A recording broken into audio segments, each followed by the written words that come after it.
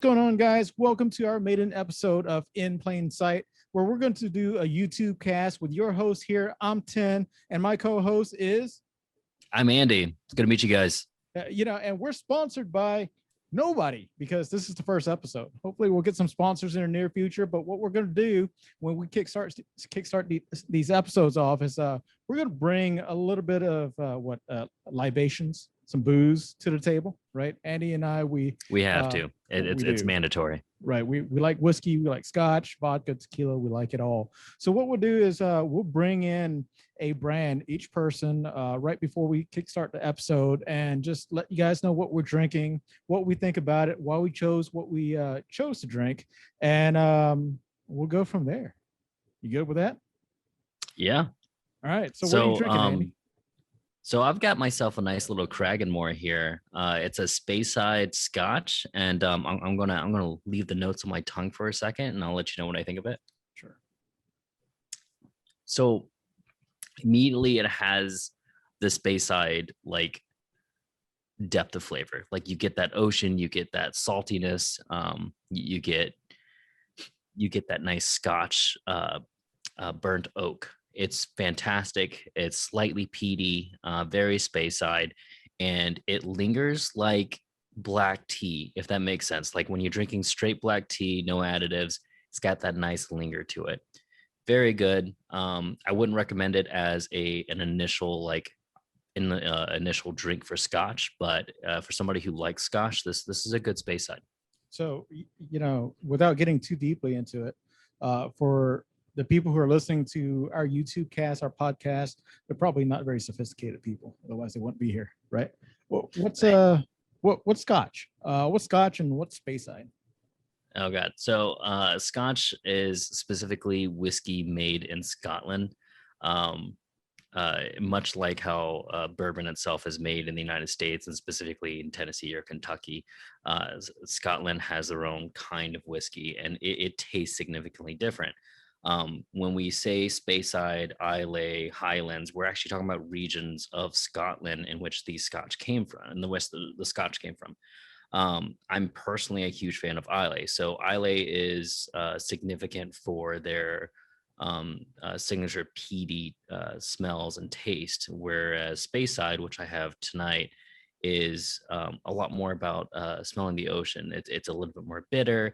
They have a range of peatiness, but is often not even near what Islay presents. But it's typically not smooth, but you end up getting this very much like an ocean-esque kind of flavor from it.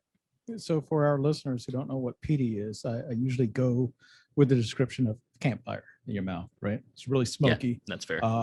And it's a little bit hard to stomach for new drinkers. I think Speyside is a lot easier for people who are getting into Scotch versus Speyside and Highlands. From Islay.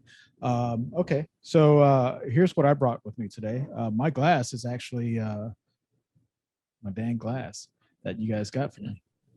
We still use this, but I went out and I bought this bottle of Tennessee whiskey made by George Dickel's. That's not Dickel's, that's Dickel, and it's a 12-year sour mash whiskey. Now, I don't know anything about George Dickel. I do know this is that George Dickel whiskey is cheap. Is cheap as hell. I bought that bottle for $20. And the reason why I bought that bottle is because every time we go up to Nashville, Tennessee, on the way up there, we see the George Dickel distillery. But we never go off the highway to actually go to the Dickel distillery. So I figured I'd give it a shot today for our first episode. And I'll go ahead and taste it again and kind of give you a brief review of what it tastes like. It smells like shit.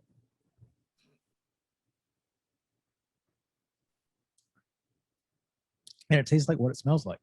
It tastes like shit. It tastes like rubbing alcohol a little bit, I guess. There are better Tennessee whiskey. The probably most well-known one is Jack Daniel's, which is my favorite out of Tennessee. But it's not something I'll buy again. It's not something great. I know that there are a lot of George Dickel fans, so I might be pissing off some people there, but whatever, I'm not a whiskey connoisseur. In any event, that's what we're drinking today. And you know what? I thought that it would be a good idea to kickstart our YouTube cast, our podcast off on an episode about rites of passage. And I was just telling you right before we got on our cast here that my son, Aiden, who just turned 16, we turned 16 back in March, but he just got his full was it privilege license, class D license, so that he can drive around without us in the vehicle. And yesterday he landed a job interview with AMC movie theater. And nice.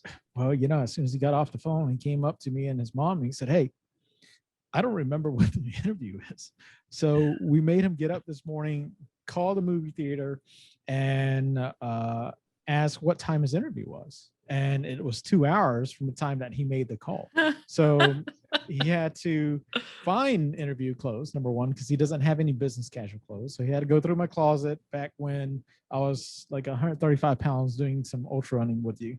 And he managed to find some clothes to fit him. And then we sat down, did a little mock interview with him, and then he's off on his way. Hopefully he'll get a job in the movie theater for $10 an hour. I mean, so how important much? question: Did he get any stock vesting options when he was talking about this job? No, unfortunately not. But I don't think any of those guys have it anyways, right? They don't have any giveaway. But that's actually not why I thought about doing rites of passage. I thought about doing rites of passages. You haven't quite made your middle age yet, Andy, but I'm right there in my middle age. And what better I have a long rites ways of to go. Passage? I don't know what you're talking about. I've got a long ways to go, man. Your wife is there. And so am I. So, I figured, hey, it's what better midlife crisis than to kickstart a podcast, YouTube cast, is that even a word? Talking about things that we have a lot of experience with, right? We've done a lot of things together. We've done things separately, and we've experienced things throughout our lives where a lot of our friends and the people that we're around have never had exposure to, whether it's culture, knowledge, or anything along those lines. I thought it would be a great idea to start a podcast called In Plain Sight. Now, I kind of said to you the other day, I thought In Plain Sight was a little bit cliche. There's a TV show right now called In Plain Sight. There's a book. There's probably a million things called In Plain Sight. But there are a lot of things that we experience. And I know you just got back from your trip in Puerto Rico. And I just got back from my trip and my cross-country trip across the United States. And there are a lot of things that, are just there, that are right in front of us that we can really leverage and experience without spending too much money to get to, minus Puerto Rico, and really be able to experience life in a way that we couldn't be able to without taking, I guess, a lot of money and putting, let me put it this way. You're familiar with the Redneck Riviera, right? The Emerald Coast.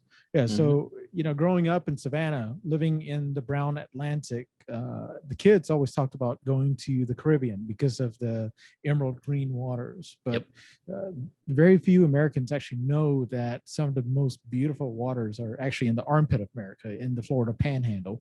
And it's relatively inexpensive to get to and relatively inexpensive to spend a significant amount of time there. So, I wanted to do something where you and I had a lot of experience in, whether it be a vacation destination, some type of style of food, or some bit of knowledge that we could share that with our listeners who might find value in it. You got me on my toes here. Well, that's fine. Our first episode here, we'll talk about rites of passage in a little bit. But, what really got me into this idea of doing this particular podcast was I remembered this thing that I saw many years ago called the Kowloon Walled City. Are you familiar with that? No. Kowloon, you said? Kowloon. So it's Kowloon. It used to be a city, a walled city in Hong Kong that they had raised, I think, back in 1993. And this city was the size of 4 football fields, and it was 14 stories high. They built up rather than out, okay? And it was a lawless area in Hong Kong where Britain didn't even come in to bother with anything that was happening inside the Kowloon Wall. And inside the city, just imagine this: 4 football fields, and at its peak had 50,000 people who lived in there. That's a lot of people. I Mm-hmm. mean, it's more dense than New York. It's more dense than the biggest slums in India, and it was just a fantastic and phenomenal thing.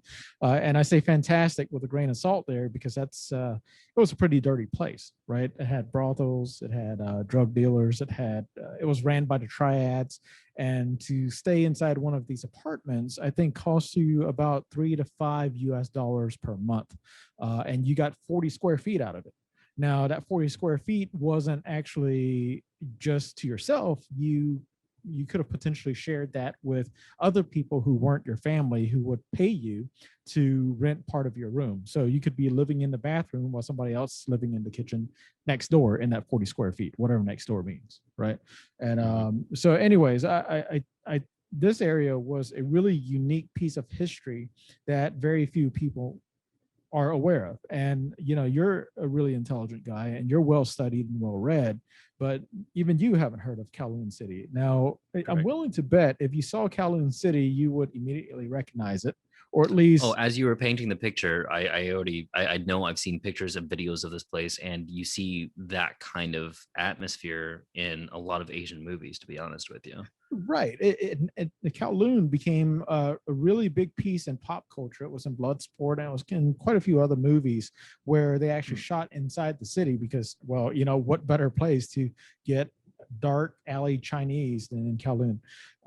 But anyway, the reason why I thought about Kowloon was because it was a bit of history that very few people are aware of that was quite phenomenal. It was a lawless city in a British colony at that time where not even anybody in the government would dare step foot into there. But the people who lived there managed to have their own economy, their own country or city, quasi city, and make everything function. And people who were forced out of the area when they raised it still think about Kowloon City until this day because it was quite special to them.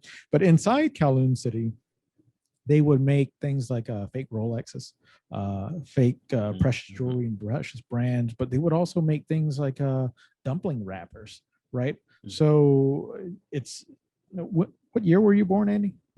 Was it in the 90s? 88. 88? Okay, so Kowloon was torn down in 93. So there's a good chance that both you and I had dumplings made from Kowloon, or at least the dumpling Oh, wrappers, which, by the way, they didn't have running water. They had cockroaches and rats and everything everywhere. oh, But mhm, mhm. because of the cost of production, Kowloon City was so inexpensive that the world bought a lot of Kowloon's goods. So it just didn't stop there. It went to plastic bags. It was they made these little rice wraps for Chinese spring rolls, and there were a lot of things that were made in that city that were being exported not just into the outer walls but also across international borders because of the cost of production. And that's what a lot of people back then considered the basis and the foundation of what launched Hong Kong into the success that it is today, which was this rundown. Some people call it a slum, but not really sure if you can consider it that because most people there who lived there held a job. They went to work 12 hours a day, paid their bills, were able to feed their families, and wasn't really quite comparable to what you would consider an Indians a slum in India, right? But anyways, I thought that was a good piece of knowledge to kind of just bring by here, and then in future episodes we can kind of really focus down on different things, whether it be a type of food, a destination, or some piece of history that we can share with our listener base, whether we have experience ourselves or we've done the research and we have friends or colleagues who've had that experience that we could share that, right? So, Yeah. anyways, Okay. first episode, rites of passage, middle age. What is it you call it? Denial. No, no, no, no, no. Oh, A midlife crisis. oh, midlife crisis. Midlife Right. crisis is a rites of passage, isn't it? So midlife Yeah. crisis would be me trying to start a YouTube channel with you and seeing if we can go anywhere with it. That. Yeah. Yeah. Although, I mean, you've probably been stuck in your midlife crisis now for what, a decade or? Well, that's interesting to say because I've been in midlife crisis my entire life. So it's always been a crisis. So when it stops being a crisis, perhaps that's a midlife crisis. But rites of passage doesn't really fall into our theme of in plain sight, but because of everything that's going on with my life right now, and I know you've had a couple of rites of passage in the recent years too, that maybe we can kind of get into some of the traditional rites of passage and some of the less traditional rites of passage, right? Because when we were younger, what do we have? We had rites of passage like being taught by our dads how to shave. Maybe there were some religious rites of passage that we went through. I know that when Those cultural ones for sure. I mean, we're both from the South, and we both have Asian ancestry as well, and then those two would be conflicting rites of passages in their own way. So now, one of your rites of passage that you recently went through is becoming a father, right? Yeah, God, I'm still going through that. So did you get a chance to do what most dads do and cut your kid's umbilical cord when he was born? Yeah, so it was actually a C-section. After he was taken out, he was weighed, he was cleaned up, and they left a bit of umbilical cord there for me to do more of a ceremonial. But they actually called me over, and to be honest, being in that room and everything else going on, I was half dazed in the first place. So when they gave me the scissors, I was like, snip. Okay, what do I do next? I'm just sitting there with my hands like up. I'm like, I don't know. Do I take him? Is what happens now? And then like all the while behind me, my wife is like splayed open, and I just hear them yelling commands and stuff. And I look behind me, and she's like half unconscious. But yeah, I went through that rite of passage, and along with like trying to make sure my wife survived those 20 minutes. So rites of passage is supposed to make you feel a certain way while you're going through it, right? Supposed to. I know you said you were kind of dazed, but now looking back at it, was it a special moment for you? Yeah, I special is an interesting word to use there. It was a moment that I'm never going to forget. I'm going to remember every second of that. It was incredibly stressful and wonderful and scary, and it was all over the place, and it was hard to it was like drinking from a water hose. Like you had the emotional and the logical coming in, and a lot of it was conflicting. um uh yeah, I just it was bizarre, and special would be a way to describe it if you were to reduce it down to a word. But I could probably come up with a few more choice words to describe those moments. Is it something that was worthy of being called a rites of passage? Because before you answer that, I didn't get to cut Aiden's umbilical cord, and I can't for the life of me remember if I got to cut Phoenix's. The cutting of the umbilical cord itself was not the most momentous moment in there, mainly because it was ceremonial. I imagine it's a little bit different if it was a vaginal birth. But as a C-section, I think some of it's lost in the fact that you see a cut umbilical cord that somebody's holding, and then you're there with medical scissors and you cut, and then they cut the rest of the way. So being ceremonial, that's not the part that I'm going to recall as the momentous portion. It's going to be more like the entire thing all happening at once was probably something that I'm going to remember. The cutting of the umbilical cord, I don't think brought out a special thing in and of itself. So when Aiden was born, my firstborn was born, um, Cynthia had a C-section too, and her OB, she was half Vietnamese. So while Cynthia was getting cut open, we were having a conversation, myself, Dr. Pettigrew, and Cynthia about Vietnamese egg rolls. So that was an interesting birth. Aiden was breech. He was upside down. Well, you're supposed to be upside down in the position, ready to go for vaginal birth, but he was the opposite of that. So his feet were sticking out. So Oh, I she see. had to go into a C-section. But they didn't let me look at the incision, which I'm grateful for. You know, I've had enough gore on Reddit, by the way, that I really don't need to see that from my life. And they took him out. Um, they cut his umbilical cord, and they didn't even ask. So I didn't even get an opportunity to do it. But that's fine, anyways, because if they did ask and I did it, I probably would have fucked it up. And it's fine. Now, I'll tell you this, I'll remember that day for the rest of my life. But the first day of fatherhood, in that moment when he was birthed, I wouldn't say it was special. You know, that wasn't my rites of passage. I think my rites of passage into fatherhood occurred when we took him home, and it was 9 p.m. Cynthia had went to bed, and he was wide awake. Mm-hmm. And that meant that I had to be wide awake. So I popped open a couple cans of beer and drank as much as I could. And his first night at home, I was drunk watching him. You know? But that was my special memory, because I knew from that point on that my life had changed.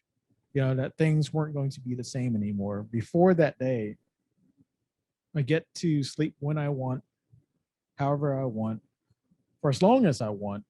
And then all of a sudden, it just, the light flips, switches, and my life is different. Now, you know, he's going out for a job interview right now, so I don't really care, right? I can sleep however I want now. But during that moment, my life had changed, and I knew that that was when the rites of passage actually occurred. You know, we create these milestones in our lives that we say, hey, this and that needs to be considered rites of passages. One of the things I had mentioned earlier was your father teaching you how to shave, or a father teaching his son how to shave. And my dad was never around to teach me how to shave because he was always working. My father was an immigrant, and he was the sole source income for my family. So during the daytime, he was working, and then he wasn't home until we were already in bed. So that wasn't a rites of passage that I got to experience myself.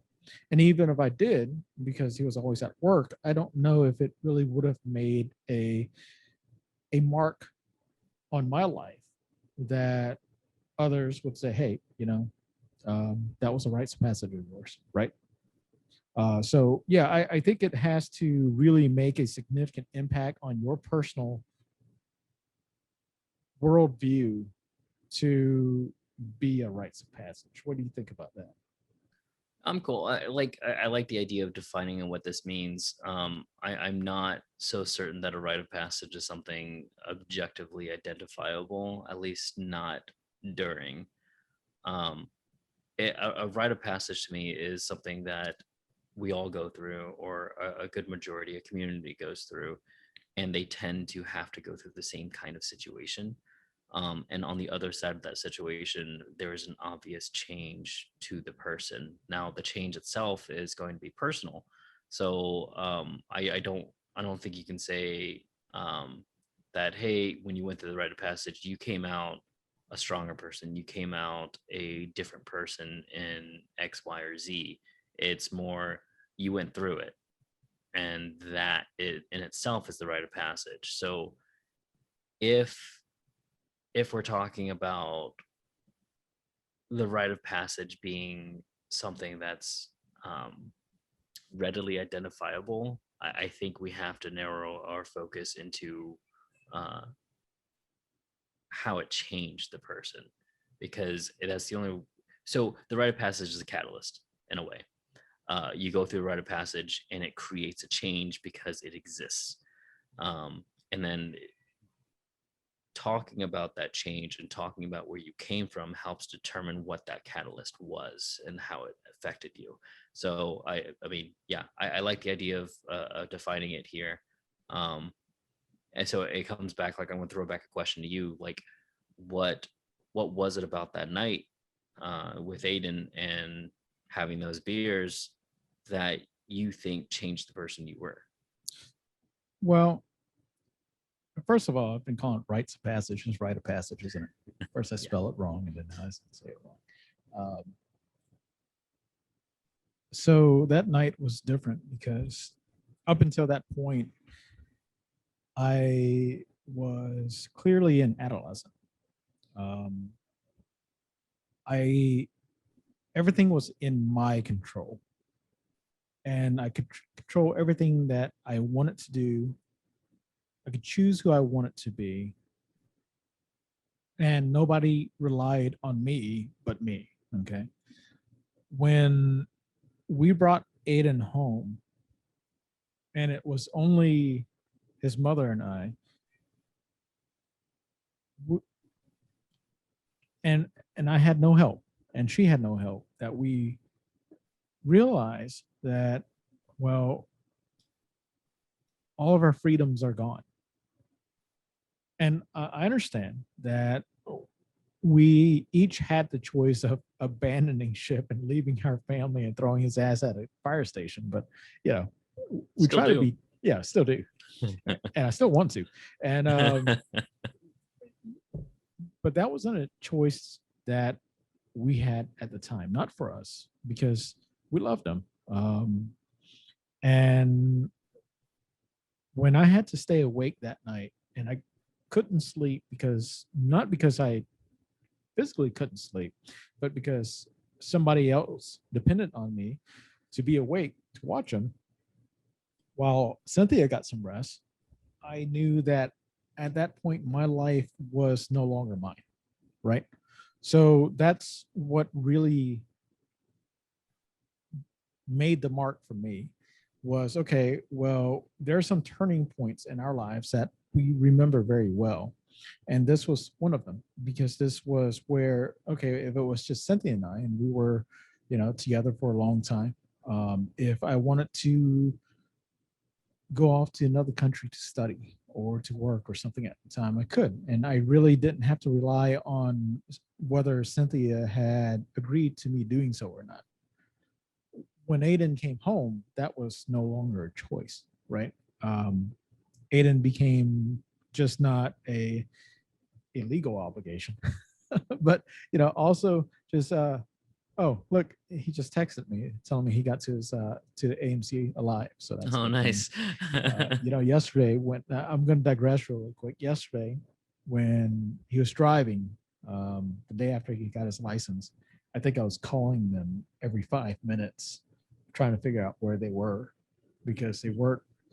They went to the dollar store, and the time between they left the house and when I called them didn't line up with how much time a reasonably prudent person would spend at a dollar store.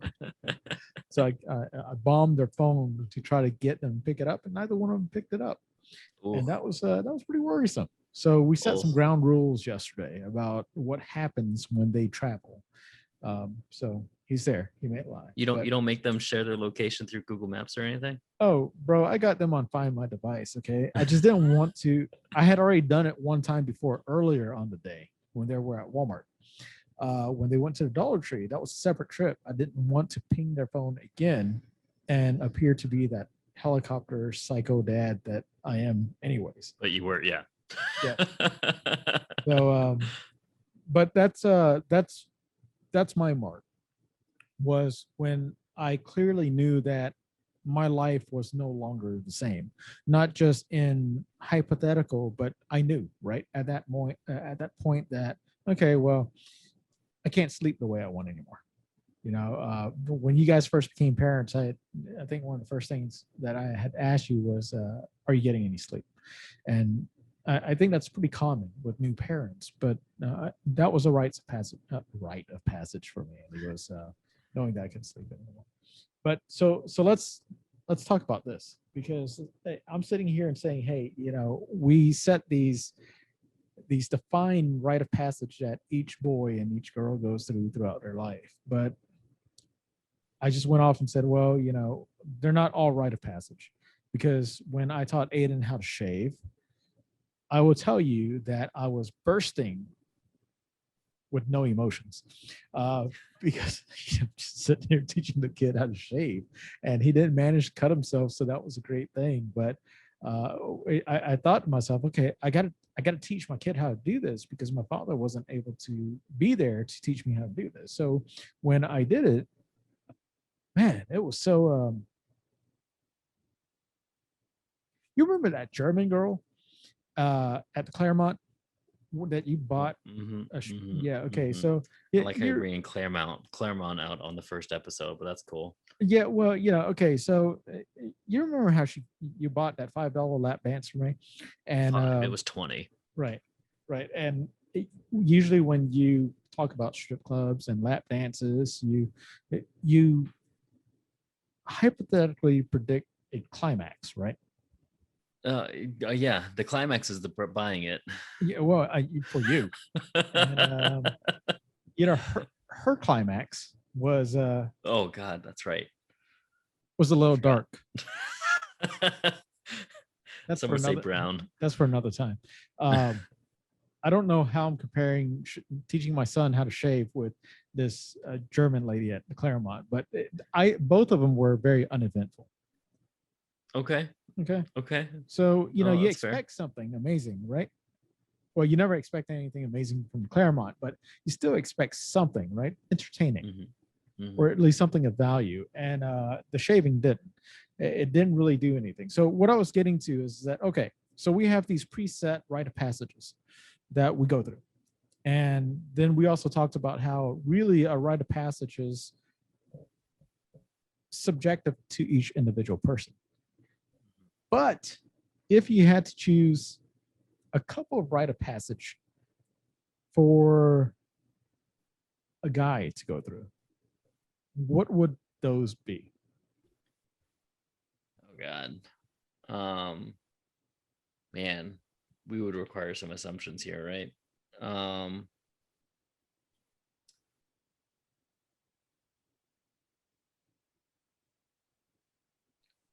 Probably understanding uh your perception outside of your own bubble, understanding what you sound like, what you look like, and what your actions give off, without understanding your own intent. Because I feel like as I started to understand more how people perceived me, I was able to change more readily, to be more accepted in general. And I feel like as a guy, you're immediately given, for the most part, you're immediately given an aggressive outlook. So you have to learn to soften your face, you soften your language, you slow down your speech, you talk a little bit quieter. And that's something I think we all go through, probably through our teenage years, and as we get out, I guess the angst, and let that testosterone come down to a level that we can control. I haven't yet. So are you saying that every guy needs to become self-aware at some point in their lives? Yeah, if you want to generalize that much, I would say every person. But yeah, I think every guy definitely needs to become self-aware of, what's the quote? An unexamined life isn't worth living. Uh, at every point, everybody needs to be able to see who they are, both objectively and subjectively. Okay, so let's go back and forth. Okay, and I agree. I think every person should at least strive to become self-aware, or at least be aware of how other people perceive them. And I am very aware of how other people perceive me, but I don't care. So it works out for me. Maybe. So okay, one of the rites of passages, and I'm saying this about boys and guys because I've never been a girl or a woman. Not going to pretend like I know Yet. what they go through yet. Gotta add the yet. Well, no, I've addressed this one a couple of times. Okay, not as deep as yours. I think every boy needs to be bullied. Interesting. I think the idea that this world is a nice, kind, lollipop kind of place is not really the place for both boys and men yesterday, today, nor the future. I know that our society is more open to different gender norms than what you and I grew up with, but to be what we consider boys and men today, I think that all of us need to experience some level of bullying. And it doesn't have to be physical bullying, it could be psychological bullying, or it could be any type of bullying to where adversity that adversity brings a level of discomfort that allows you to learn how to deal with it eventually.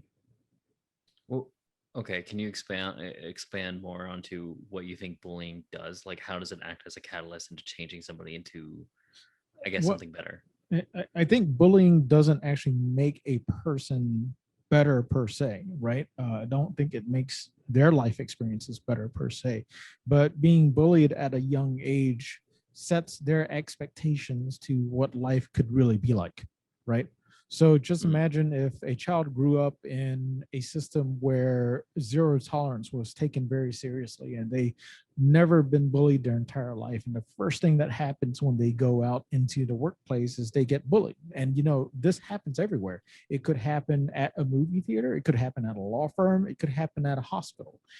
At every single level of profession and at every single level of income or academia, you see bullying. Bullying exists throughout life, right? But if you insulate children from being bullied in their nurturing and development years, I think we set them up for failure and not know how to cope and deal with those issues when they become adults. So I think that every child, both boys and girls, need to be bullied at least once to understand what it feels like to not be liked. So you're using the word bully, and I'm wondering if what you really mean to say is not coddling. Because bullying would be somebody who is getting picked on for something that's an unfair reason to be picked on. Like, say, for instance, a person is Asian and be like, oh, well, you smell funny because you eat kimchi. Um, versus you shouldn't be awarded for showing up just because you showed up when you did a terrible job. You should be told you did a terrible job and you can improve. Well, so the latter is more coddling, right? The It latter refers to the is telling coddling part. them, Right. yeah, the latter Right. refers to the coddling Right. part. Yeah. But no, I'd rather have a kid, an Indian kid whose parents migrated to the United States, for some bully to come up to him and say, "Hey, you smell like curry. I'm going to punch you in the face." I mean, that's a social cue, right? That's like what you just said about how Self-awareness. others Yeah. perceive you, right? Mhm. And you can't make those changes to how you behave. We're social creatures. I can sit here and say, hey, be yourself all you want to be. Well, you can. But if the reaction that you get from others isn't what you're looking for, then perhaps that you can't completely be who you want to be out in public. Right. And bullying helps with that, right? I understand that a lot of kids and a lot of adults, they they go through a lot when they're continuously bullied. Um, but to not face any bullying at all, I think would be a disservice, and something that we shouldn't completely shield kids away from. I think it is a rite of passage that every young person should go through at least once. So it sounds like you're saying bullying is necessary for the development of thicker skin, the ability just to actually probably one of the few methods available to uh, develop some type of grit, some Sure. type of look. Yeah. I can be thrown on the ground, and I've done this so many times that I know how to get back up again. And if it wasn't for those experiences in the past, then I might not know how to get back up again, and I might need help. And that coming from a 30-year-old is a little bit different than that coming from a 12-year-old. Um, so it's an interesting concept. Now I'm curious if you want to expand the catalyst of bullying to, and I hope you don't mind me using the word catalyst, the catalyst of bullying into the physical violence, or if you're just saying bullying in the extent of emotional um, emotional disobedience in a way. Well, sure. Wasn't my turn again, but yeah, I think everybody needs to get punched in the face at least once in their life, right? I've been punched in the face at least once. Oh, I have too. I mean, Yeah, not in the last week, but yeah, not last week either, and not since I was a kid, at least. So that's a good thing. And I've done some punching myself. Oh, I take So that back. No, my son punched me in the face. what, Probably on accident, but I don't know. that doesn't count. He- That doesn't count. I yeah, I think every kid needs to be punched at least once, right? Okay. There's Do you that. think they should punch? Yeah, absolutely. Oh, okay. If they Okay. get punched, they should punch. So right? you'd be okay if you found out that Aiden was bullying other kids. So so he just he has an official girlfriend. Oh, good. I found out through his own admission that he used to kick her in the shin in elementary school. Oh God. He was a little shit kid, and I was completely unaware of it until he's in high school. I thought I knew my kid. I thought even Cynthia, we thought that this was the sweetest kid ever that couldn't do any wrong. He was telling us about how there was this group of girls that he would run around kicking their shins and poking them with pencils. I was about to beat his ass. Hey man, don't hate the player, hate the game. But then the parental statute of limitation ran out on that one, right? If I found out that same year or within that same school level, we would have been very angry. I always had and I say this as I think that everybody needs to be bullied as being a rite of passage in life. But we had a very zero tolerance approach to bullying with our kids. When our kids were being bullied, we went to the schools and we quashed that immediately, every single time it happened. And we did it so harsh that the schools immediately took care of it. We hear stories about how schools always let bullies continue to bully, right? And they never really do anything about it until it becomes too late. There was an instance where my daughter, she had an issue. I think you and I briefly spoke about it.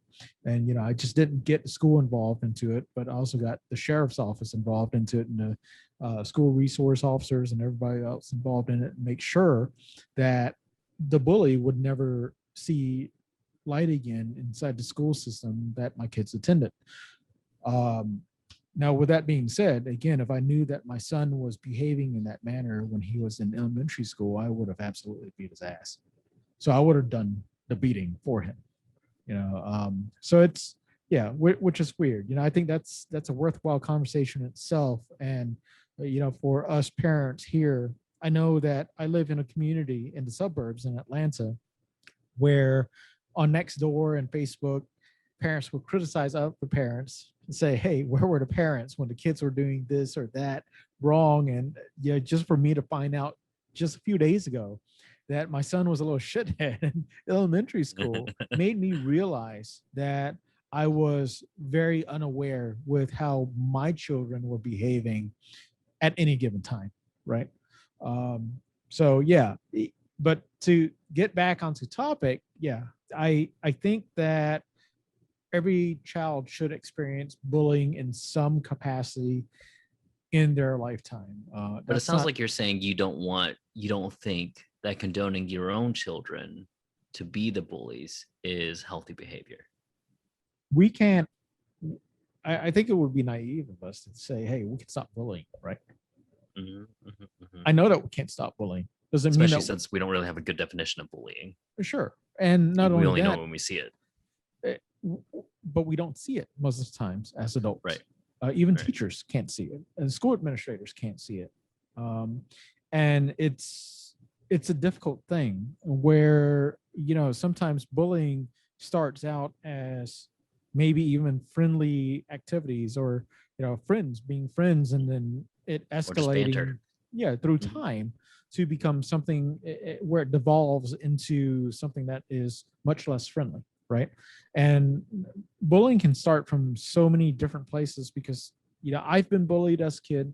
I've bullied as a kid, and I know it from both ends. I don't understand the complexities of what creates a bully, or what creates a person who would go as far as to ending their lives because of being bullied. That's not something that I understand, but I can tell you from my experiences on both sides of the fence is that, you know, everybody thought that I was an angel kid too, right? That I was incapable of bullying. My assistant principal in seventh grade had called me into our office with two other friends of mine at the time, for bullying this fourth child. Now, this fourth child was actually a friend of ours who was participating in the same physical game that we were all playing on the bus at the time. Okay. And when he wanted to stop, we didn't listen because as boys, would be hurt and we're like, hey, cut it out. And then the other one would keep on egging it on. And, it's just boys being boys, whatever that means these days. And, so she calls me into the office with these other two boys and she threatens to get cops involved and throwing us in juvenile and all this other stuff. But, my parents never found out.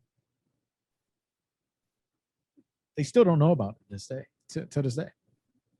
And so, yeah, it's not just, it's weird because I don't approve of the behavior to bully other people. Doesn't matter what age you are, but the fact that I think there's a difference. If we could guarantee that we could get rid of every bullying behavior there is in this world, then yeah, it's not a rite of passage. But we know that we can't. We can sit here and say, well, we can try to protect our kids as many times as we want. We can, and we can do things and put things into place to reduce the behavior of bullying, but it's not going to happen. It's always going to be there. And look, not every single kid will experience bullying growing up, but the ones that do experience bullying, well, some of them deal with life better than those who have never been bullied. And that's backed by the study that was conducted at Phoenix University in Atlanta. Sounds legitimate to me. Right. So, anyways, okay. What's your next rite of passage that every boy, every man should at least go through once? I mean, once, right? Along the same lines, failure. I think it's a rite of passage that's probably continual, though. Failure should be frequent, should be often. It should be hard. Sorry, let me interrupt. My boy just got his first job. Hey, congrats. What is he doing there? Probably serving popcorn. Hang on, let's see. He says he works at AMC.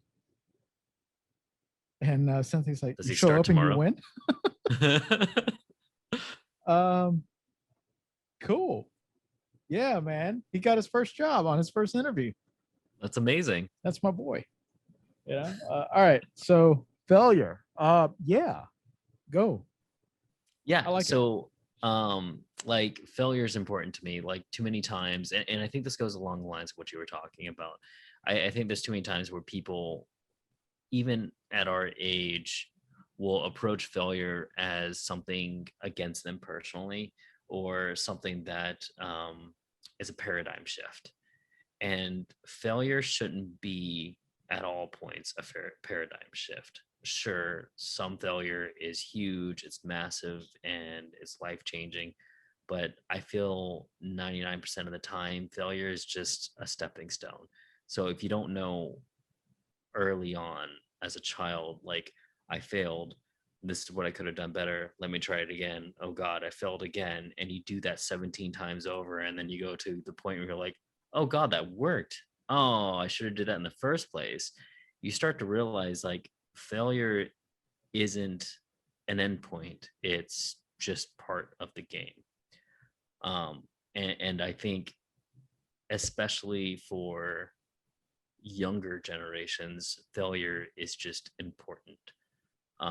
As a rite of passage, it teaches you, as a catalyst, it changes a person from going from like, I'm Superman, to going to, I can be Superman. It's just going to take some time. I agree with you.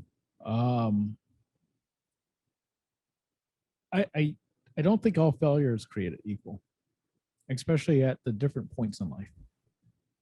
Losing a kickball game in elementary school is much different than working your entire way to high school to try to get a scholarship into Georgia Tech for engineering and not getting that scholarship or even accept it are two different levels of failure, right? I mean, you were there for this. I got rejected to law school for 3 semesters straight. Yeah, well, before I got in. Yeah, I mean, you can talk about getting rejected from law school as failures, but if you look back on our lives together, Andy, we failed a lot together. Hey man, you try something new every day, you're going to fail a lot. Yeah, let's see. This might end up being a complete failure, but Yeah, hell, we're going to give it a shot anyway. Well, a good thing is like we like to listen to ourselves, right? So even if it fails, a problem. Continue doing that. So, okay, so we failed. We failed at Phi Alpha Delta. We didn't fail at Phi Alpha. We kind of failed at Phi Alpha Delta. All right, fine, but we left it a lot better than when we found it. Just eat it. We did. Just eat it. It hurts. You know why we failed out Phi Alpha Delta? Because we left. No. No. Well, once you left, it kind of fizzled out, anyways, right? This whole entire idea of transitioning adults having bake sales to raise money for people who want to be lawyers was a little bit silly. So I never agreed with that in the first place. We failed Phi Alpha Delta was because we should have recruited people who were more like us, rather than keeping the people who were in the fraternity and trying to make that work. We were trying to focus on people's weaknesses rather than their strength. And that's where we failed. If we focus on our strength, who we were as people, we could have attracted a good bit of people to the law program, I believe, and that's not something that we really thought about at the time. We failed at moot court. We failed at ultra running a lot. I want to be clear. We didn't fail at moot court. I failed at moot court. No. we failed in moot court because you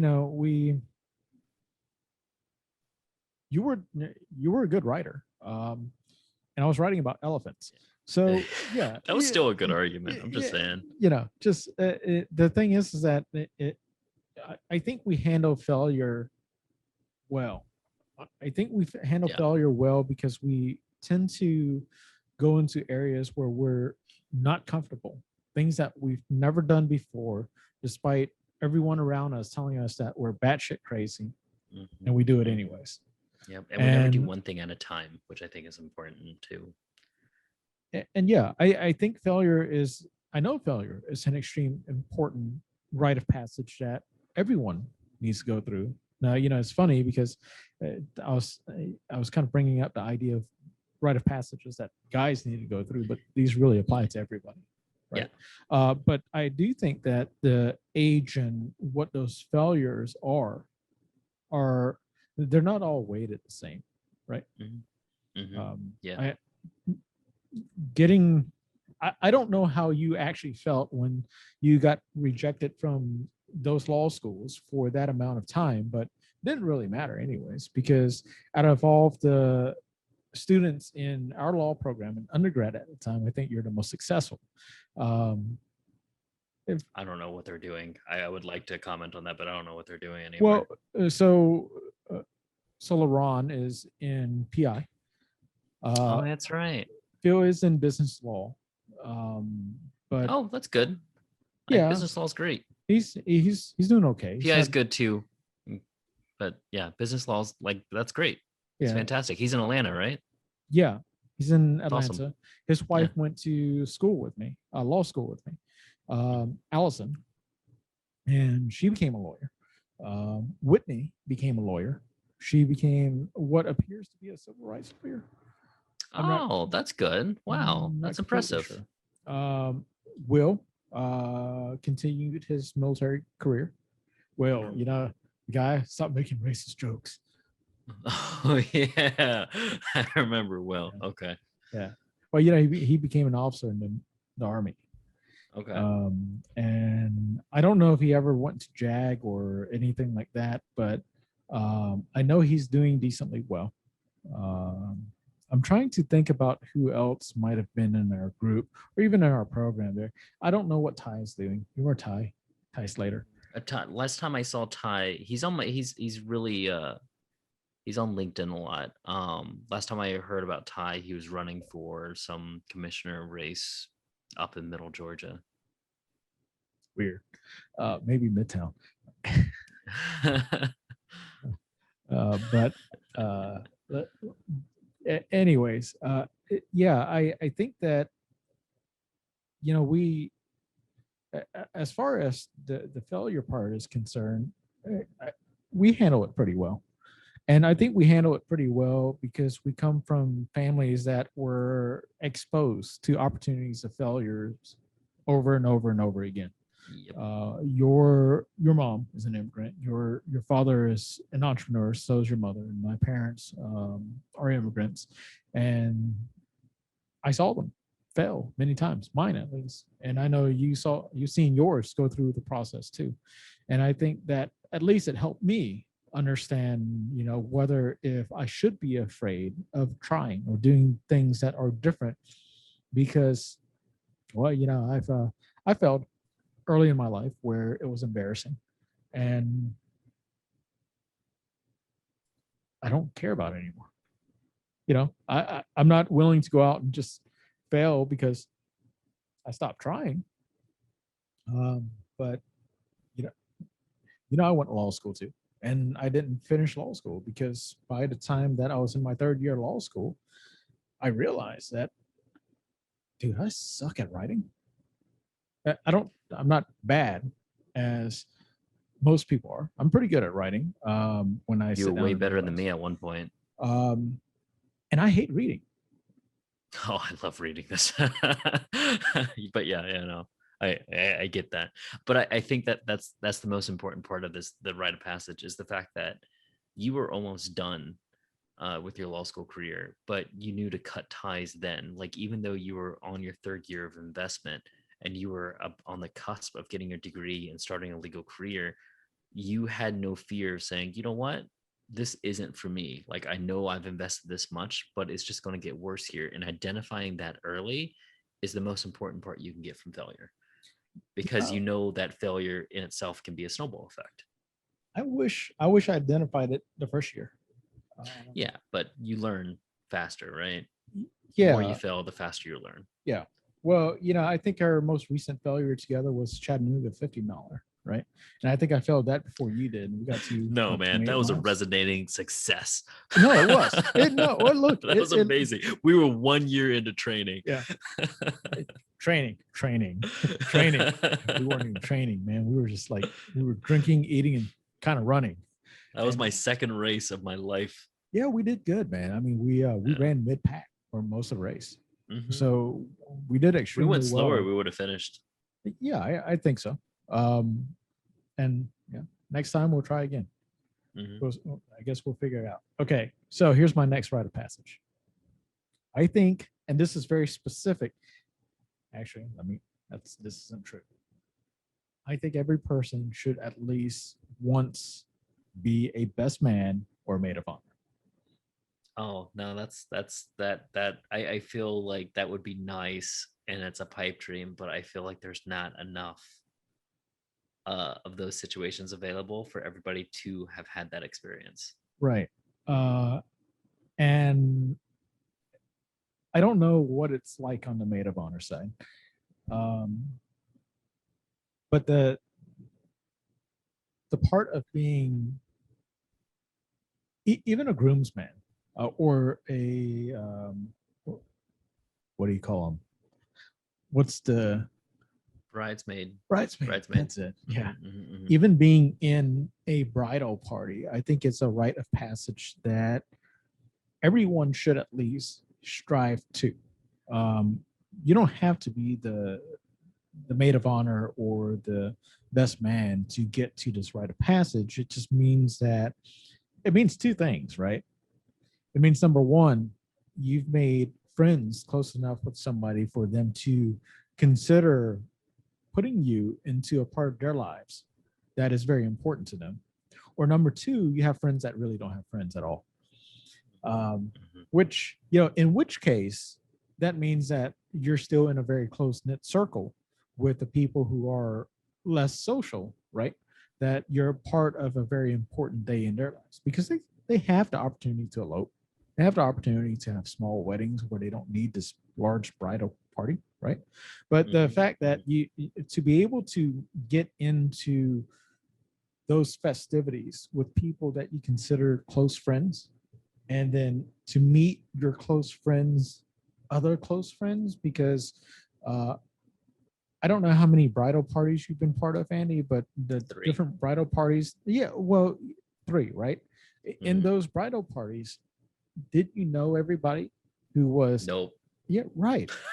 But not at all. But it was when I was part of your bridal party, when I was part of my other friends' bridal parties and my sister's bridal party, I made lifelong friends, right? Or at least friends that at that time felt as if we were lifelong friends. And that's an experience that I think everybody should get a chance or strive to feel at least one time, because it's a feeling of camaraderie where you come together with strangers through one common string that in that moment, nothing feels the same. And I think that's a social rite of passage that everyone needs to go through. Now, you know, not to criticize your wedding or anything, us guys at your wedding, we had a good time. I don't know what the hell those girls were doing in that weird room, man. They gave us this beautiful man cave. And then when we went over to, I don't know if you went to the bride's room, but I went over to the bride's room. So what the hell is this? Oh wait, yeah, it did. No, they had a nice little waiting area, but we had a bar. We We had didn't have a waiting we, area, man. no, We had a it man was cave. nice. Yeah, that thing was nice. And even at my sister's wedding and also my other buddy's wedding, it seems like the bridesmaids, they're always shafted. Yeah, no, it does. And I 100% agree with you. Like I like the idea of being part of bridal parties, and I would expand that to even being the bride and groom. I I think my wedding was a rite of passage because in a lot of ways it felt like I've never had so many compliments about the friends that I keep. Um, if not for that wedding, like it was insane how many people said you keep really good company. I'm like, they're good guys. Yeah. Well, I'd have to agree, man. I think all the guys who were in your bridal party were really outstanding men. They were really great guys. And not only that, but man, we had a great time too. It, Oh yeah. Giving out crabs was quite a memorable moment. I'm never gonna forget Well, walking on no, the side of Tybee Island down the sidewalk with just a box of crabs and the lady just like cooking the crab in front of us. that was For a hilarious. couple beers, I would do that again any day Yeah, of the week. yeah. Well, she wasn't the one that gave us beer. The guy did. Oh, I don't that's know right. if The you guy remember did. that. Yeah, it's I know we're digressing here again, but I was really surprised. And I'm an idiot, right? Because I thought your in-laws were from well, I know your in-laws are from Michigan, right? No, no, No? they're from Puerto Rico. And No, that's not well, what I'm I talking mean, about. Like I'm not but didn't Steph live in Michigan? Steph lived in Michigan. Yeah, yeah. Did the guys not live in Michigan? Nobody that you met there has ever lived in Michigan. Manny and they and no, No, no, they're all dude, you from the picked the DC area. worst best man ever. Okay. So, because I'll tell you why. I don't know, man. Everybody loved your speech. No. I got a lot of comments about that speech. I mean, it was a good speech. So I'll tell you why. Okay. So I'm sitting here talking to Cynthia. It's like, okay, well, Steph and her brothers are from Michigan. And in my head, dumbass me, it's like Michigan, Maine, same thing, right? Oh yeah, yeah, they're close. Yeah. Because they're from Maine. They gotta love blue crabs. Oh, that's why you did crabs. They're from Maryland though, so you were actually pretty close. M's, Maryland's love their crabs. M's, right. So when I brought the crabs back to the house that you rented, and your two brother-in-laws looked me square in the eye. He said, "What do we do with these? What the fuck did I do wrong?" So that's when we went on our crab walk and gave away crabs for beer.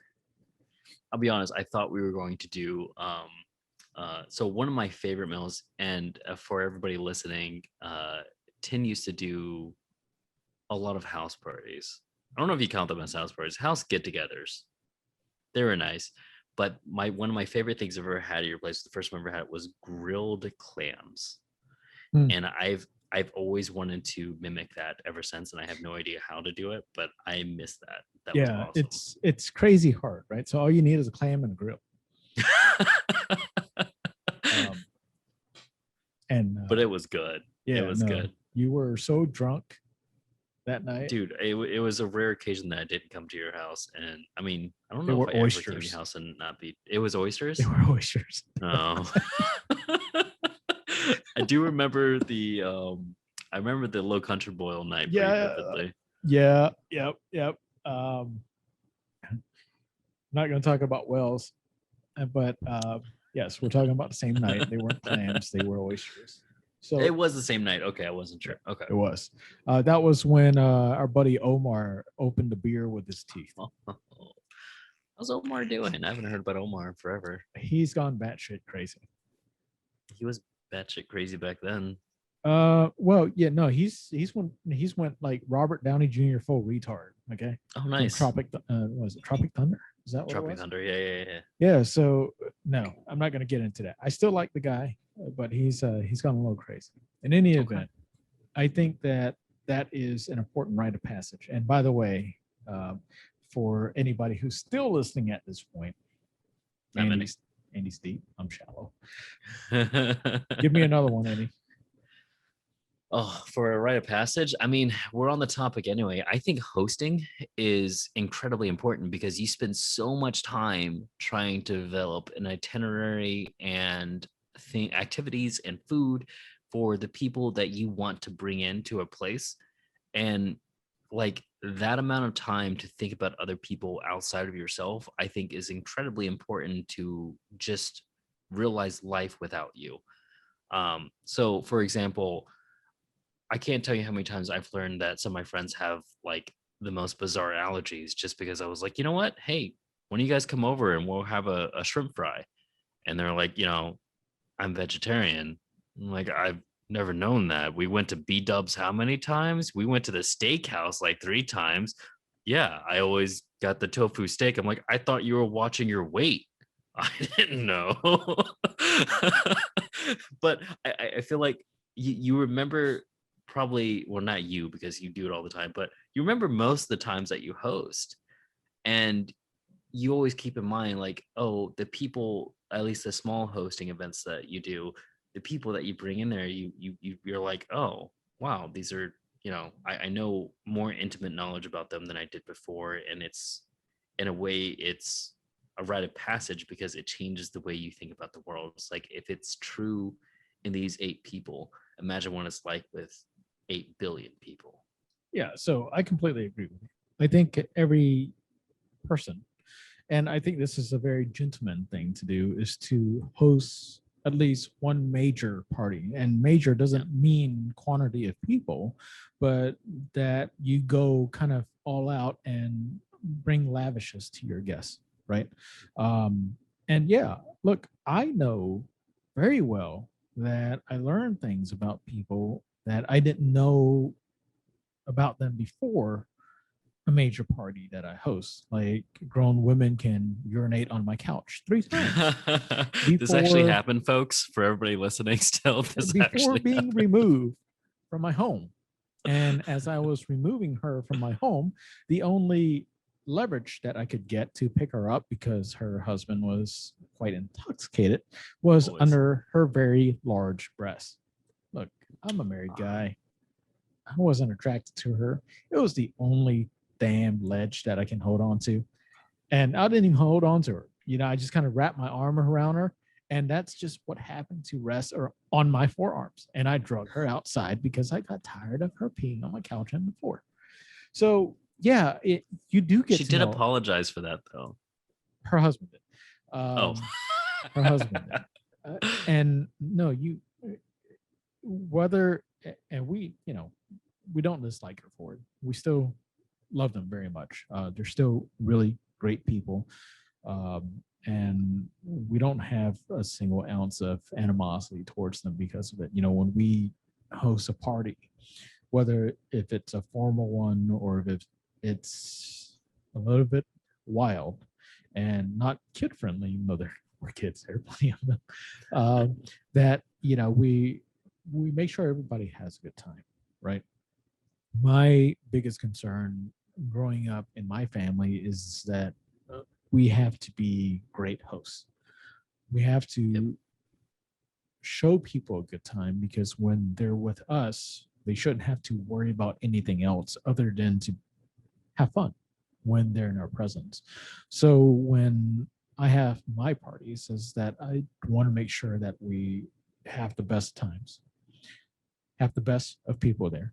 And most people at my parties tend to not know each other, minus the ones back in college. You know, most of us, we knew each other, but we always had a good time. And that was something that I cherish in that stage of my life because I don't do that anymore, right? Um, I would still do it if you, Steph, Matt, Joyce, and you know, y'all You came stopped up. the Halloween ones? Yeah, so I did because Oh. my couch's warranty company stopped covering for my couches, so I can't. You buy I can't plastic, afford. man. Yeah, no, I can't afford to replace furniture every year anymore. And they replaced it that 1 year, and that was it. They said enough was enough. I actually tried to make a claim last year, and they said, "Look, man, same time every single year. What's going on?" I'm like, "You should know what's going on." So they don't cover it anymore, just for me. So we actually had we hosted back at my daughter's birthday, and I don't know if you remember on I know you don't get on Facebook anymore, but Nope. Hardly. I'm on Phoenix there now, but that's just because I need Messenger. Phoenix wanted sushi for her birthday, Oh, nice. so instead of buying sushi, I made sushi. Okay. Oh, And you sent me a picture of this, actually. sure, so the girls, they were like, "Oh, we love sushi," and ate like 4 rolls, 4 bites each, minus my daughter. So I had all the sushi left over.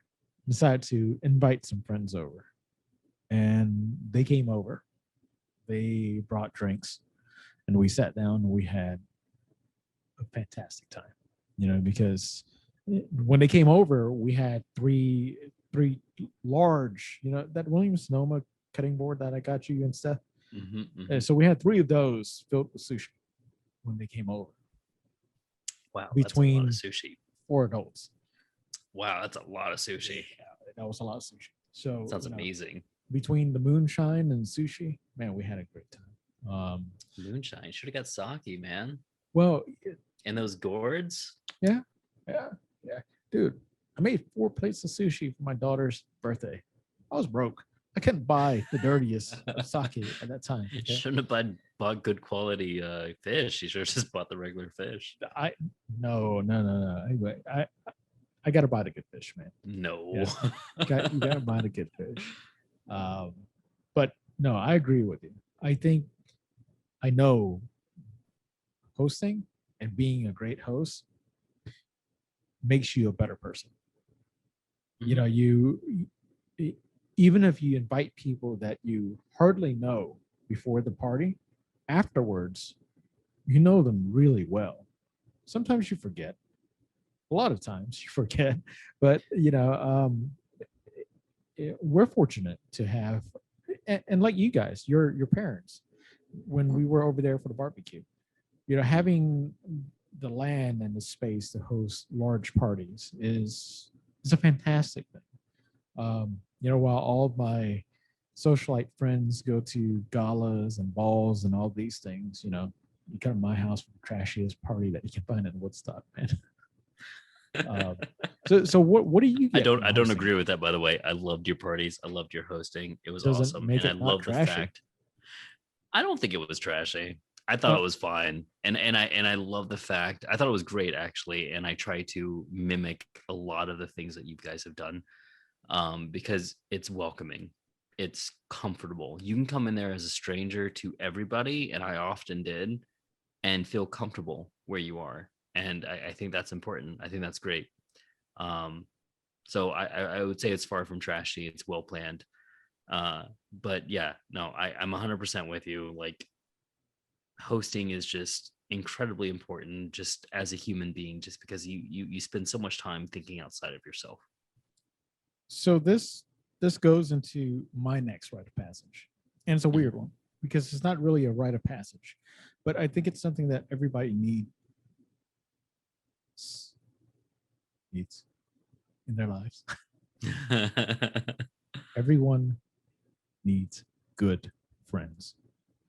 You don't have to have best friends, right? I know that a lot of people grow up thinking that you have to have this one BFF that you spend the rest of your life with. I consider you my best friend, and we talk, I don't know, once a month, maybe, right? Same. And it's not just about BFFs. It's not just about having best friends. It's about having good friends. It's about having friends where, what we just talked about in its totality between being in a bridal party, hosting a party, being a host to a party, that in order for either to be really successful with everyone involved, is that, I use your words and your family's words for this, is that you got to keep good company, right? I think it's a rite of passage for everybody to learn how to keep good company, how to make good friends. This idea of making great friends is a bit fairy tale like. You can't, I think a lot of people expect that you try to find friends that are very akin and alike you. And that's just boring. I think if your entire group, your cohort, are just mirror copies of the social you, that it doesn't provide for any growth in yourself, because you really grow from your friends. You grow up with your family, but when you become an adult, the people who become your family are your friends. And the things that you learn are from the people that you know best. And if your friends are not the best of people, and those are the people that you know best, then you just kind of become the average of them, right? So I think it's a rite of passage not to. So you had mentioned that entire philosophy of becoming self-aware. Becoming self-aware also needs to apply to the self-awareness that the people that you're around are extremely important to the character who you've become. What's the quote? You're the 10 people closest to you. You're the average of the 10 people that you're closest, right? And so I think that every person, and I guess I preface our conversation incorrectly because I said boys and men, but this applies to everybody. And everything we've talked about applies to everybody, is that every person needs to understand how to make good friends and good company. So yeah, as we were talking about earlier, when I was in your bridal group, Ross, John, Who the hell else? You don't remember? You don't remember Matt? Really? That's the one you don't remember? The guy who's literally in our messenger group constantly. That guy that went to Singapore? Yeah, that one. Yeah. Hey, Matt. Oh, just remember golf swing. Yeah, no. That's on YouTube, folks. Find it. Yeah. But from your bachelor party all the way, I mean, the entire festivity on the riverboat, the bachelor party, the wedding, pre-wedding, reception. Man, it could not have happened without the company of good people. Right. And that 100% company agree of with good that. people. So, it's the saying is that, okay, well, if we're good friends, that means that our other good friends can be good friends with each other. And I think that's huge. When I was in my sister's wedding party, um, I was a groomsman for my brother-in-law at that time, my future brother-in-law. And every single person who was in that wedding party, I became friends with in that moment, right? And we've kept in touch ever since. And I keep up with them and their families. And they're much younger than I am because it's my younger sister. She's 10 years younger than I am. But it's great to have these people in our lives because of our friends who make good company. So yeah, I think that's a rite of passage. What do you think? And honestly, I think this is a great way to sum up everything we've talked about today. Like, it's between self-awareness, between bullying, between everything that makes you you. At the end of the day, it's all to create the world in which you live.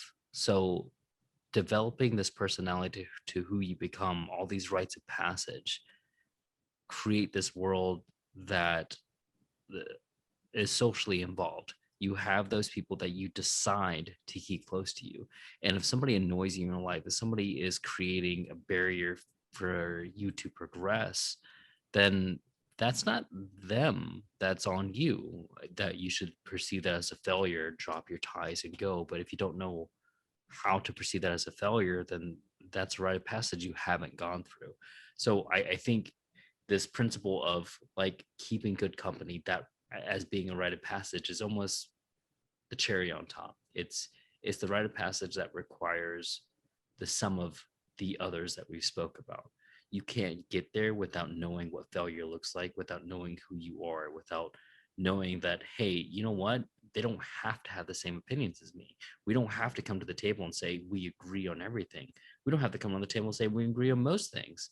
Hell, we can agree on nothing, but at the end of the day, I can respect the person as being a person. um, and if you're able to do that, you can meet strangers and just be happy about where you are, when you are, and who you're with, even though you may never see them again. And it's that balance that creates, it's those rites of passage that create a better world for you personally. And if you can do that, then life would just be happier. You said rites of passage. Yeah, because I was talking about multiple. Wouldn't that be rite of passages? No, it's the rites. The Sure. passage is yeah. Rites of passage. Yeah, well, you keep on telling me that you don't have the technical writing book of mine, but you do. I have several now. Yeah, I don't. doesn't matter anymore because I don't want to write. So it doesn't matter. So look, no, I think you're right. I think it sums it up. Oh, but yeah, the biggest right that I'm going through right now is midlife crisis, right? And you're right.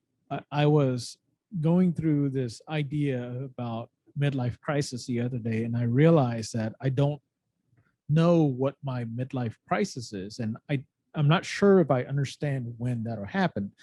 I tend to have this personality disorder where some people informally call it all out personality disorder, right?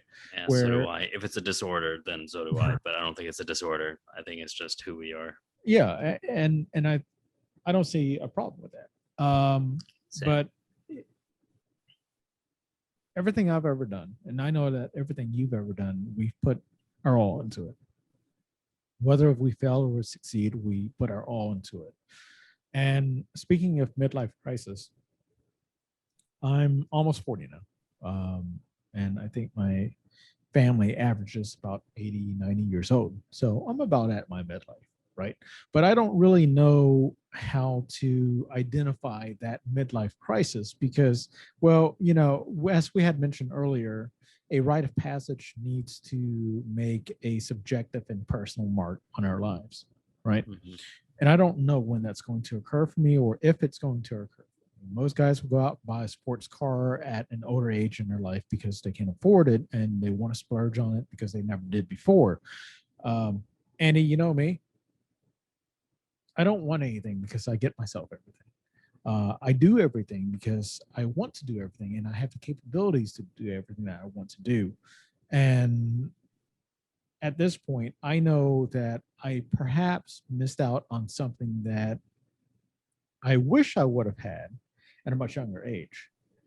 And I don't know if you knew this about me, and perhaps I've told you before, is just that I had wanted to go to art school after high Mm-hmm. school, Mm-hmm. I've seen your drawings. I'm surprised you didn't. which is weird because it was opposite of the other thing that I wanted to do was to join the Marine Corps, right? Yeah, it's pretty opposite.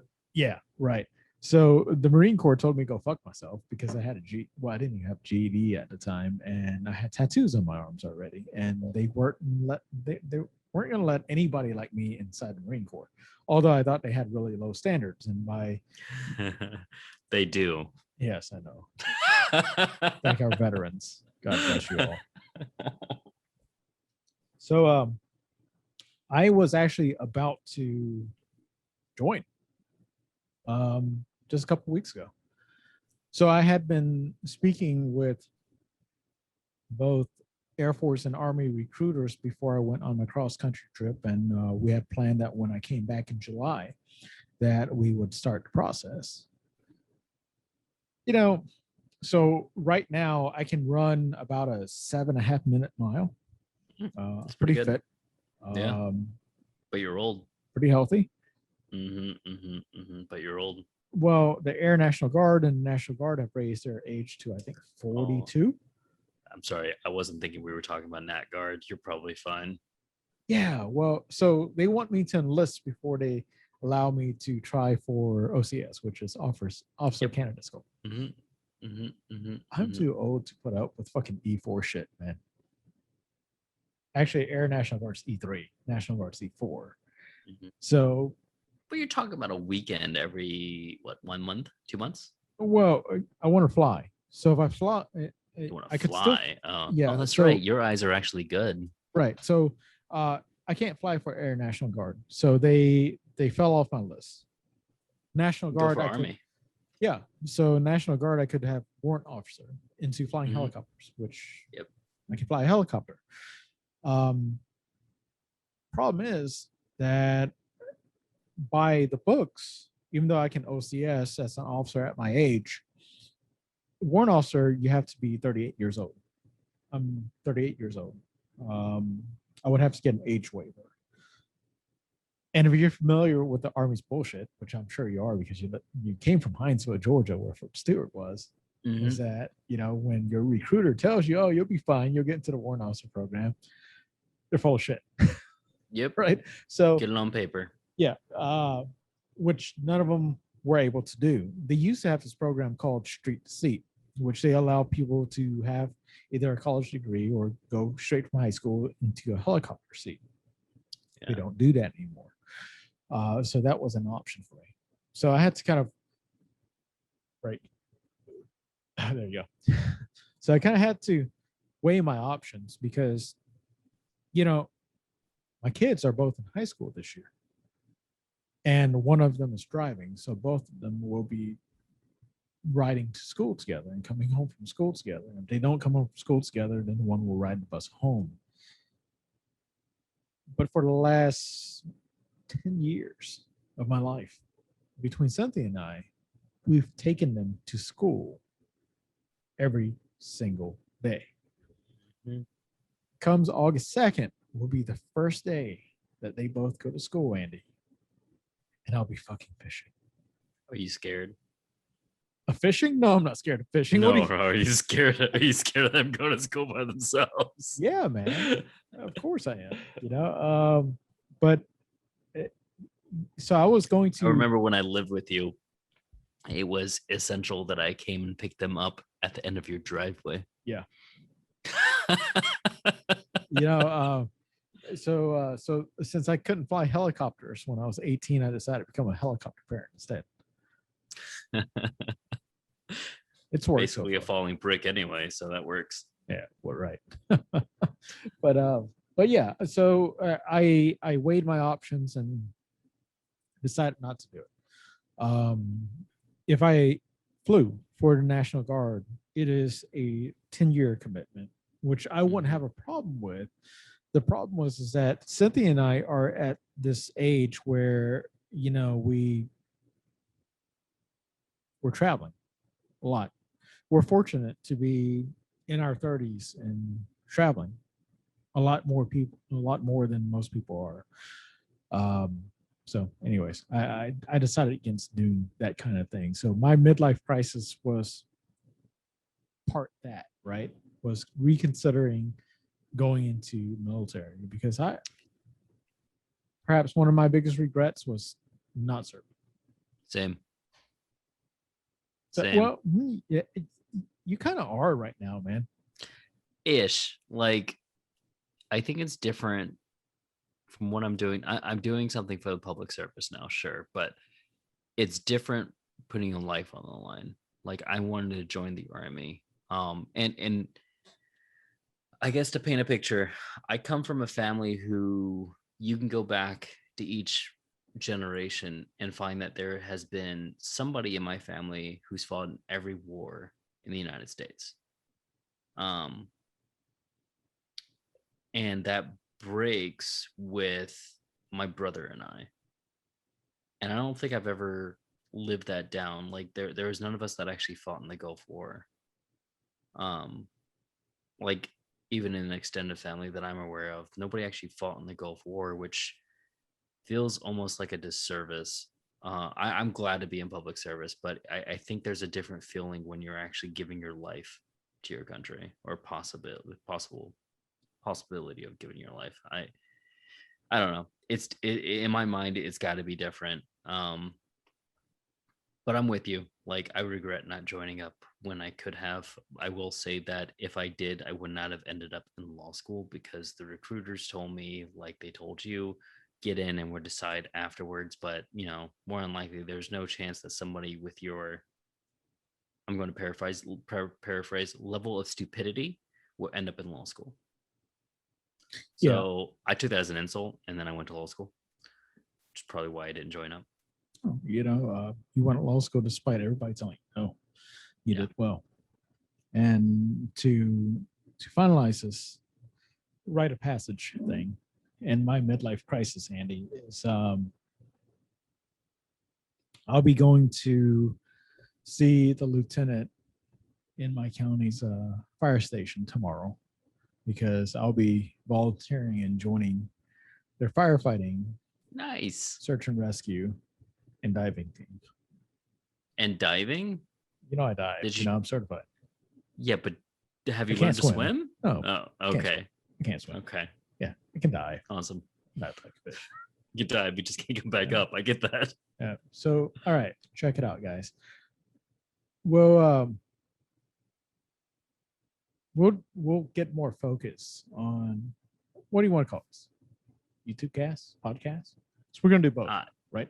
It's rambling of old men. Okay, it's ramblingable, but we'll get focus. And I think our next episode will be a lot more focused, a lot shorter, and really get down to the point of being in plain sight. And again, in plain sight is about experiencing and knowing things in life that should be introduced or known to you, but you just haven't been exposed to it. And Andy, I think one of the best things to get into for episode 2 is really about Asian food. Oh God. Oh, you just struck a chord in my heart. Oh, Yeah. right. I would totally be down to get into Asian food and discuss all the myths and like issues that especially Americans go through when it comes to like approaching a table with Asian food. And I think we can digress into different types of food too, right? Because when we're where we grew up in Savannah and Hinesville, we got a lot of Tex-Mex. What's the Mhm. other one called? Tex Chinese? Is that really a thing? And no, it's not a thing. But Well, there is a lot it's of like Chinese American like go to I can't tell you how many Chinese restaurants sells like wings and right. people are like, this is some of the best wings I've ever had. I'm like, you're killing me. You're like legit killing me. And mugu gai pan. I mean, that's not Yeah. something that you see inside an authentic Chinese restaurant. And authentic Chinese and authentic food from different ethnicity is just really next door to you if you look, right? And I, you know, my in-laws are as southern can be, and they're afraid to try a lot of foods like this, but when they're introduced to it and actually try it, they realize how much better it is than what they've been eating. And that's not to say that neither one has merit over the other. They're both good in their own sense, but when you're starting to really embed yourself into the food culture of other countries and other ethnicities, you start to really enjoy life in a different way that you couldn't before. Wouldn't you agree? Yep. And So and for the listeners, fermented black bean, just give it a shot. Like legit give it a shot. Don't knock it away because it's fermented because you like pickles. Most of you like pickles. That's fermented. yeah, and that's the thing is that a lot of people ate pickles, not just Asians, but people from all different cultures before refrigeration was a thing, right? And Yep. pickles is a major part of a lot of people's diets today around the world. So I think our next episode really focuses on food and how to enjoy food locally and experience the world without actually having to travel the world. Let your tongue do that. So yeah, let's do that. Next episode, foods from around the world next door. See you Cool. guys there.